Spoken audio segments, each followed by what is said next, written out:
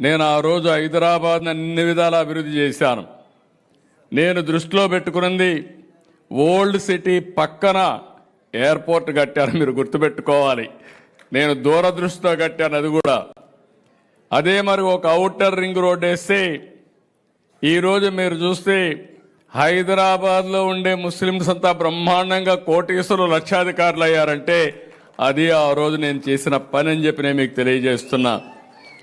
నేను ఎప్పుడూ ఒకటి చెప్పేవాడిని, హైదరాబాద్కి ఎవరు వచ్చినా నేరుగా పోయి ఓల్డ్ సిటీలో షాపింగ్ చేసే విధంగా పెరల్స్ని ప్రమోట్ చేసింది కూడా తెలుగుదేశం పార్టీ. హైదరాబాద్ బిర్యానీని కూడా ప్రమోట్ చేశాం.